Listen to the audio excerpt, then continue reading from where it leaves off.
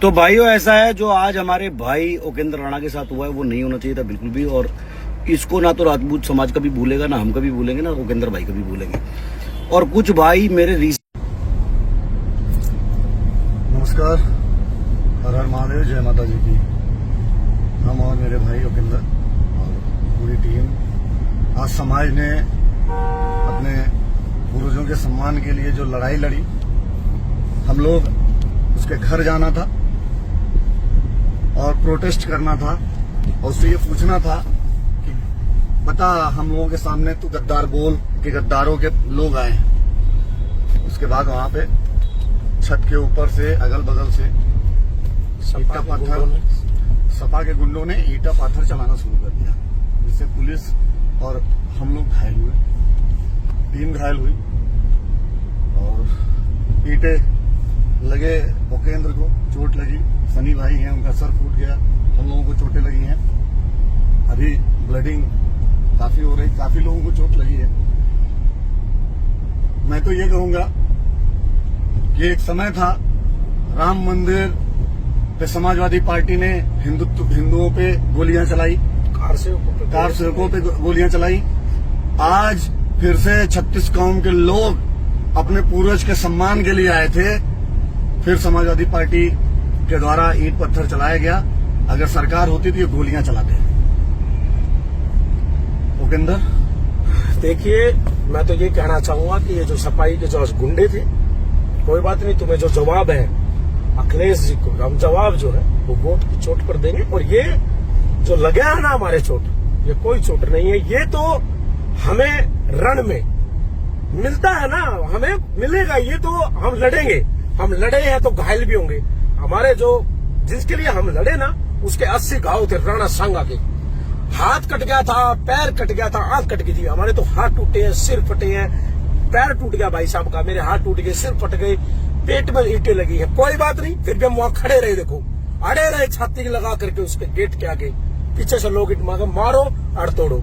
तो भाई हम जो है ये जवाब देंगे। हम ये छोटी मोटी मारों से मरने वाले नहीं है, इसका जवाब देगा पूरा सनातन, पूरा हिंदू धर्म, 36 बिरादरी, क्षत्रिय समाज जवाब देगा। यहाँ देख रहा है पार्टियों को जवाब दिया जाएगा। तुमने कार सेवकों में जो गोलियां चलवाई थी, तुम्हारी सरकार ने, तुमने ईंट पत्थर मरवाए ना। अरे हमने क्या किया था ऐसा? हमारे पूर्वजों को गाली दो और फिर हम वहां जाकर के तुमसे पूछे कि हमारे सामने बोलो, तो हमारे ऊपर ईंटें पत्थर चलवा दी तुम लोगों ने। कोई बात नहीं, तुमने सबसे पहला हमें मार लेते, लेकिन तुम लोगों ने पुलिस प्रशासन को, अरे पुलिस प्रशासन को मारने का क्या था? हमने ये कहा भैया ईंटें मत चलाओ, ईंटें मत चलाओ, ईंटें मत चलाओ। तुमने अखिलेश यादव के नारे लगा लगा के, तुमने सुमन के भड़वे के नारे लगा लगा के ईंटें मारी। छत के ऊपर से चौथी मंजिल, अरे नीचे आता मर्द का बच्चा था, भड़वे ऊपर खड़े होकर के तुम ईंटें मार रहे हो। तो भाइयों ऐसा है जो आज हमारे भाई उपेंद्र राणा के साथ हुआ है वो नहीं होना चाहिए था बिल्कुल भी। और इसको ना तो राजपूत समाज कभी भूलेगा, ना हम कभी भूलेंगे, ना उपेंद्र भाई कभी भूलेंगे। और कुछ भाई मेरे रीसेंट पोस्ट पे कमेंट कर रहे हैं कि आपको राजपूत समाज की जरूरत थी, उपेंद्र भाई को आपकी जरूरत थी और आप गोवा में मजे कर रहे हो। मेरे भाई मैं आपको एक चीज बता दूं, परसों ISBT पर हमने आंदोलन किया था, तो वहां सबसे आगे मैं खड़ा था उपेंद्र भाई के साथ। आगरा में ये होना है, प्लस मुकदमा भी लगना है और उसमें मेरा भी नाम आना है, ये उपेंद्र भाई को पता था। दैट्स वाई मुझे उपेंद्र भाई ने ही मना किया था कि तू आगरा नहीं जाएगा, तू या तो मुंबई या गोवा, जहां जाना है जा, तू बाहर दिखना चाहिए, तेरे ऊपर कोई भी मुकदमा नहीं आना चाहिए। और मैं हमेशा मेरे बड़े भाई उपेंद्र राणा की बात मानता हूँ। आपको बताइए, जब पहला वाला सीन हुआ था एजाज खान के साथ, तो आपको पता है हम वहां से चुपचाप वापस आ गए थे, क्योंकि मुझे वहां भी उपेंद्र भाई ने बोला था कि मुंबई में केस लगेगा और मैं तेरे ऊपर कोई केस नहीं लगने देना चाहता। दैट्स वाई मैं वहां से वापस आया, दोबारा मैं अकेले गया।